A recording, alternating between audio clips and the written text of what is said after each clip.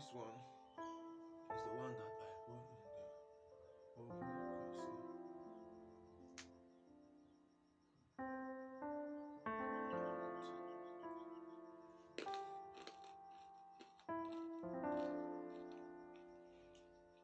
And this is the one that I fried.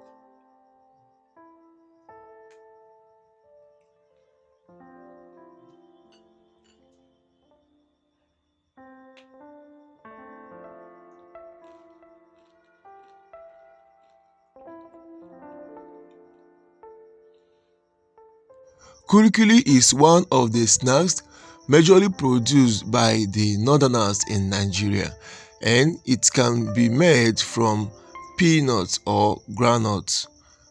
Once you make a peanut butter, you can use that to make kuli kuli. So let's do this together.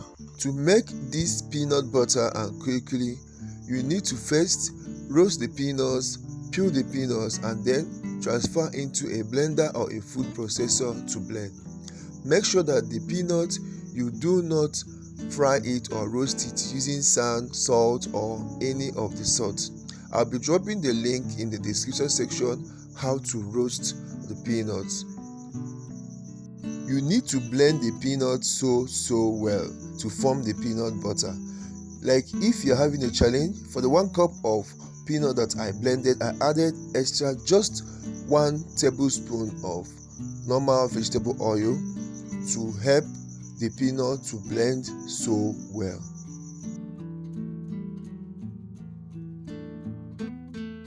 And here you have your peanut butter ready. So the next thing you do is you start adding 1 tablespoon of hot water into the peanut butter and keep on turning it or stirring it. Make sure you don't add too much water at a time, just 1 tablespoon of water at a time. So when you add the tablespoon, you turn it, and then after turning it, you add another tablespoon. Just you keep on adding it that way. But if you're making it in a large batch, you just add maybe a cup of water at a time and keep on squeezing depending on the quantity you are making. So as you are adding this and turning it, you will get to a point that you start seeing oil coming out or showing in the peanut butter. So at that point, you need to stop adding the water so that you can extract the oil. This is the peanut oil or groundnut oil, or the vegetable oil that you see people use in cooking and doing all sorts. So I had to transfer the peanut butter into a cheesecloth and then squeeze it so I get out the oil from the peanut butter. The oil I got isn't that much anyway, because I just did just 1 cup of peanut. Maybe if I had done much more, the oil would have been much. So the next thing is I also had to squeeze a little more to extract more of the oil, because you don't need the peanuts that you blended to have too much of oil in it. Next thing is to spice up your kuli kuli. Now it depends on what you want. So for my own, I just added the ginger powder, red chili powder, and salt. So you may also add sugar to give it that kind of taste you want. So once you are done spicing your kuli kuli, then you need to mold it. Molding the kuli kuli into any shape of your choice. Some persons like to mold their own round, some mold it flat, some mold it long. It all depends on the choice of shape you want. So but you have to first make sure that your hand is oiled so that it can easily help you to mold this. But if you are also molding it on a plain surface, fine, make sure the surface is also clean and oiled so that it can easily roll out. So in this video, I'm going to be doing this in two parts. I'm going to be frying some and I'm going to be baking some.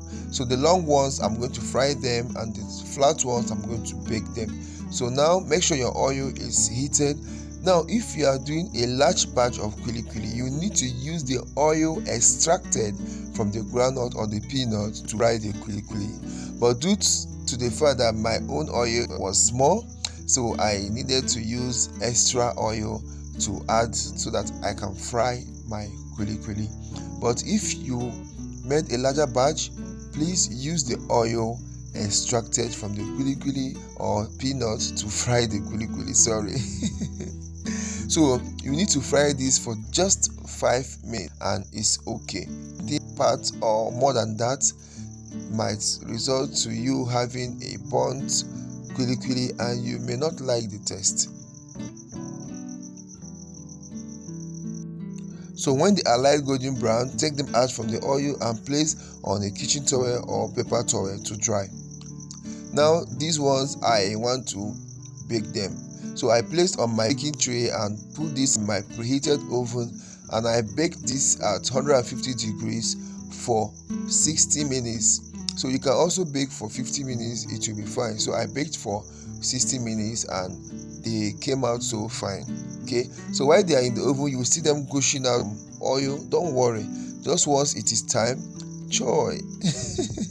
So you can see the long ones were the ones that I fried, and the flat ones were the ones that I baked in my oven. You can see there is no much difference in them, and the taste was super. You will love the taste and you will love the crunchiness of the kuli kuli. So thanks for watching and see you in my next video. Bye bye.